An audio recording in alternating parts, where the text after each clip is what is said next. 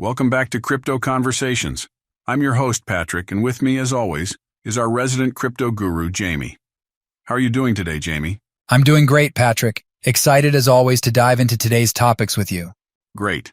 Today we're discussing something that's been making waves in the crypto world. The investment management firm VanEck recently released a report predicting Ethereum's price in 2030. Jamie, could you give us a brief overview? Sure. VanEck, known for its global presence and reputation, has turned its gaze towards Ethereum. This report is significant because it could shape our understanding of Ethereum's future. That sounds exciting. So what's VanEck's take on Ethereum? Well, Patrick, the report starts with 3 predictions: bearish, bullish, and the base, which they assess as the most likely outcome. The most bearish projection sees Ethereum's price dropping to as low as $343, while the bullish end predicts Ethereum's price could soar to a hefty $51,006. The base prediction sees Ethereum's price in 2030 reaching $11,849, a 7x increase from today's price. All in all, that sounds like quite a bullish perspective to me, considering where we are now. The Ethereum's price today is somewhere in the $1,750, $1,770 range, and their base or most likely outcome is somewhere about 7 times higher than that, at about $11,849. That's quite a range. I do see what you were saying, though. With 2 out of 3 outcomes, VanEck's report is describing being very bullish from where we are now. But the range is quite large, isn't it? Basically saying Ethereum could either be a rocket to the moon or a submarine to the ocean floor. Ha! That's one way to put it. But they do lean towards the bullish side, with, as you noted, 2 out of 3 probabilities being much higher than the current price of Ethereum. I hear you on the range, Patrick. However, keeping in mind how much infrastructure is already built on Ethereum and how much is being built. The very recent news of the Bank of China issuing securities on Ethereum tends to draw a picture favoring the bullish scenario. Also, I want to make sure everyone understands that these ideas and conversations are by no means meant to be or should be taken as financial advice. That's not what this is at all.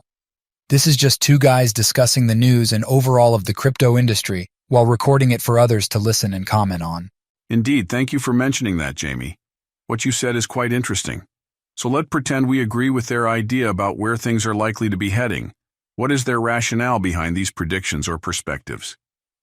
They outline Ethereum's unique value proposition as a programmable blockchain platform that enables secure and decentralized internet commerce.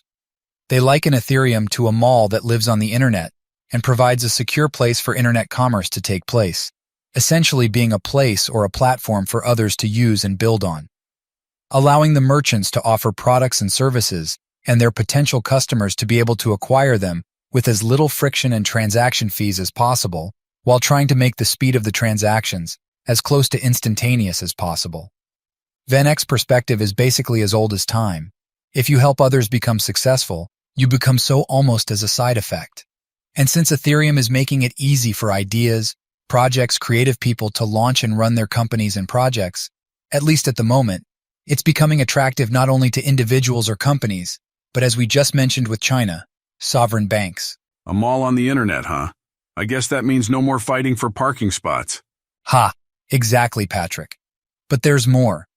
The report also introduces a novel revenue item called Security as a Service, SaaS, based on the assessment that Ethereum will become a store of value asset for state actors looking to maximize human capital. Wait, hang on a second. Are you suggesting, does that mean governments could start holding Ethereum? That's the implication of this report, Patrick. If that happens, the gains could be truly astronomical. Wow, that's a bold prediction. But what about commercial activity? Well, when it comes to that, VanEck predicts that a substantial portion of commercial activity will transition to blockchain technology, with Ethereum being the major beneficiary.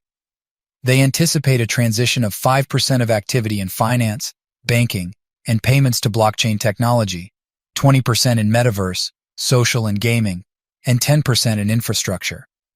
They also expect Ethereum's network revenues to rise from $2.6 billion annually to $51 billion by 2030, assuming a 70% market share among smart contract protocols. That's a lot of numbers, Jamie. But how does VanEck's predictions compare with other predictions? Remember, you asked for this, Patrick. Here come more numbers. A survey among 50 fintech specialists run by Finder predicts Ethereum will hit $5,491 by the end of 2025 and $14,814 by the end of 2030. So, slightly more bearish than VanEck, but still bullish overall. So it seems like the consensus is that Ethereum has a bright future ahead.